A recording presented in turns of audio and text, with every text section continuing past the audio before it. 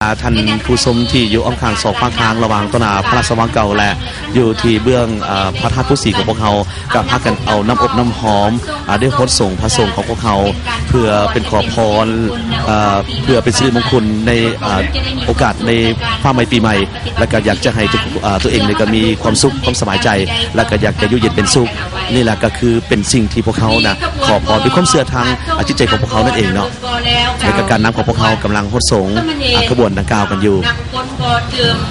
พร้อมตนญาติโยมพุทธศาสนิกชนเฮากราบพุทธทรงให้ความสุขตื่นสดชื่นก็คือขบวนแห่ของพระสงฆ์แม่แล้วนี่เป็นขบวนแห่บอของพระสงฆ์วัดท่าน้อยแห่บอพระสงฆ์วัดวิสุทธิ์แห่บอพระสงฆ์สามเณรนั่นเองเนาะก็คือจะมีจำนวนถึง200 องค์นั่นเองทุกขบวนที่ยางพานหน้าผามไซท่านผู้ชมอยู่ในขณะนี้ก็แล้วซอแสดงเห็นว่ามันเป็นวิธีการดำรงชีวิตของชาวเมืองหลวงพระบางเมืองมรดกเองและก็เป็นการดำรงชีวิตที่เรียบง่ายและก็รักษาได้ที่ครองประเพณีอันดีงามทุกคนและก็พร้อมแล้วที่จะสืบทอดประเพณีนี้ต่อไปนี่ยังเป็นขบวนวอของพระสงฆ์พระธาตุน้อยขบวนวอพระสงฆ์วัดวิสุทธิ์ขบวนวอพระสงฆ์สามเณรกันอยู่เจ้าและขบวนที่กำลังแห่มานี้ก็คือขบวนแห่ป้ายมรดกเป็นป้ายมรดกโลกนั่นเองแล้วก็มีป้ายมรดกโลกวันที่2 ธันวาคมก็ให้95บันทึกมรดกโลกครบรอบ10 กว่าปีมาถึงเดือนธันวาเมืองมรดกโลกเป็นหนึ่งใน11เมืองของแขวงหลวงพระบางมีจุดพิเศษที่ตั้งอันโดดเด่นมีทิวทัศน์ธรรมชาติอันสวยงดงามอ้อมรอบตัวเมืองอย่างนาอ่อนซอนมีสายน้ำของน้ำคานและน้ำดงเกี่ยวกอดกันเบื้องแล้วคล้ายคลึงกับเกาะดอนแห่งหนึ่งดังนั้นจึงยังมีผู้สีที่ตั้งจุดใจกลางของเมืองซึ่งมันก็ได้เพิ่มสีสันให้ตัวเมืองแห่งนี้มีความโดดเด่นกระตืมทั้งสร้างความประทับใจให้แก่แขกคนทั้งหลายทั้งภายในและต่างประเทศที่เดินทางมาสัมผัสกับบรรยากาศตัวจริงภายในตัวเมืองก็ยังมีบรรดาอาหารปูเนียสถานอันเก่าแก่หลายแห่งซึ่งก็เป็นแหล่งท่องเที่ยวทางด้านวัฒนธรรมที่สะท้อนให้เห็นถึงเอกลักษณ์สีไม้ลายมืออันปราณีตของชาวหลวงพระบางจาก3 ปัจจัยที่เป็นเอกลักษณ์เฉพาะเส้นความโดดเด่นทางด้านวัฒนธรรมความกลมกลืนระหว่างสิ่งก่อสร้างและทิวทัศน์ธรรมชาติที่ตั้งผังเมืองการจัดสรรเงินสารบ้านซองของชุมชนที่เอกลักษณ์พิเศษดังนั้นเมืองหลวงพระบางจึงได้รับเกียรติอันสูงส่งและถูกบันทึกเข้าในบัญชีมรดกโลกขององค์การยูเนสโกในวันที่2 ธันวาคม 1995 นั่นเองเจ้าและก็เป็นขบวนแห่ปลายเนาะนั่นก็คือโลกพระบางได้ครับเลี่ยนคำสร้างปีซอนโลกพระบางได้ครับเลี่ยนคำเมืองยอดนิยมการท่องเที่ยวทั้งสร้างปีซอนก็ย้อนว่าโลกพระบางเป็นเมืองมรดกทางด้านวัฒนธรรมสถานที่ท่องเที่ยวธรรมชาติกลมกลืนกับตัวเมืองคนโลกพระบางเปรียบเมื่อทรัพยากรอันล้ำค่าเป็นผู้สืบทอดเชิดชูวัฒนธรรมอันดีงามของบรรพบุรุษเพื่อเผยแผ่ต่อชาวโลกเคียงคู่กับน้ำใจฮักแขกแห่งคนสามัคคีกับทุกเพศวัยโลกพระบางยังมีเอกลักษณ์อันโดดเด่นทางด้านสถาปัตยกรรมและสภาพแวดล้อมธรรมชาติที่อุดมสมบูรณ์สิ่งเหล่านั้นเป็นส่วนสำคัญเฮ็ดให้โลกพระบางได้รับรางวัลชนะเลิศในการจัดเข้าแข่งขันกับ615ตัวเมืองใหญ่ใน196ประเทศทั่วโลกและเพื่อเป็นการเฉลิมฉลองเกียรติและกับผลงานคณะการน้ำแข็งและกับประชาชนหลวงพระบางก็จึงได้พากัน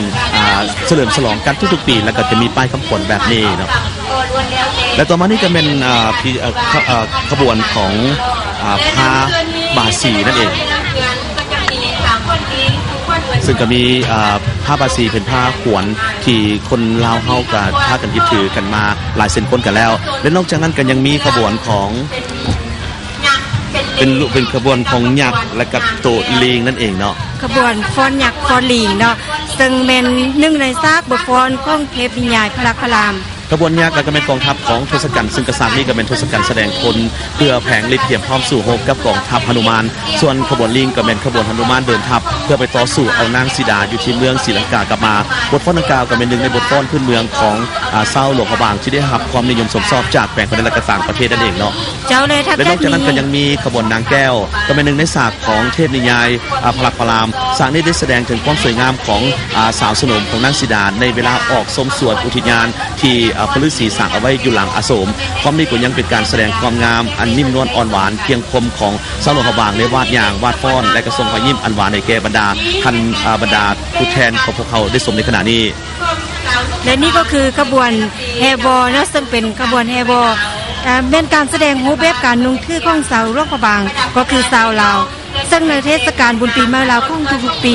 บรรดาหนุ่มสาวแต่ละบ้านก็ได้พากันห้างผ้ากาเกียมอาภรณ์และเครื่องประดับเอยองไว้เพื่อจะได้ไปแสดงความงามอันอ่อนซ้อนของตนให้ผู้คนทั้งหลายที่มาเที่ยวบุญได้เบิ่งได้ชม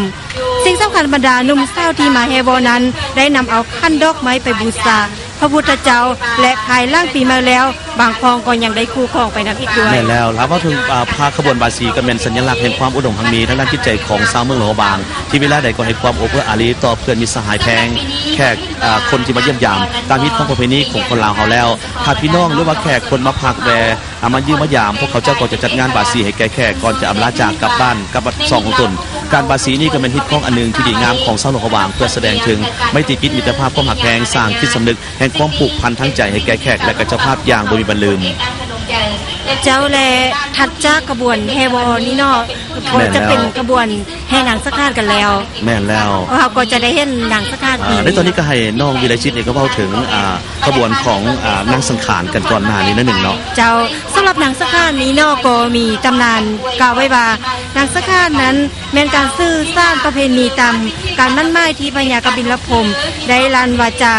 ในการท้าพนันกับท้าวธรรมบาลกุมมารเกี่ยวกับราศีของคนยูเซอร์จะเป็นมูลเหตุหนึ่งที่ธิดาทั้ง7นั้นต้องได้ปฏิบัติตามบิดาสั่งเสียก่อนจะถึกตัดคอเมื่อได้ทีตัดคอนั้นก็ต้องได้เอาผ้ามาห่องห้ามเพราะว่าคอของกบิลพรหมนี้จะมีฤทธิ์นะซึ่งก็จะเอามาถ้าว่าคนนั้นตกลงดินนั้นก็จะแห้งแล้งหรือว่าถ้าว่าไปในอากาศนั้นก็จะให้ลุกไหม้ดังนั้นก็เป็นสิ่งหนึ่งที่มีความเชื่อถือมาและดังนั้นจึงได้นำเอาผ้านั้นมา